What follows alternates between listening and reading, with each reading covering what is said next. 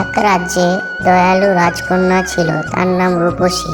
একদিন সে জঙ্গলে হাঁটতে গিয়ে একটি কাটা গাছে পাখিটি আটকে আছে এবং রাজকন্যা পাখিটিকে উদ্ধার করল।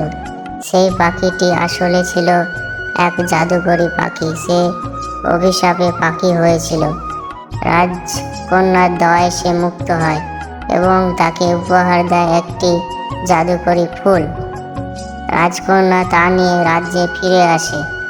ফুলের ছোঁয়ায় গোটা রাজ্যে শান্তি ভরে যায়। রাজা আনন্দ রাজকন্যাকে রানী হিসাবে ঘোষণা করে। সবাই সুখে শান্তিতে বসবাস করতে থাকে।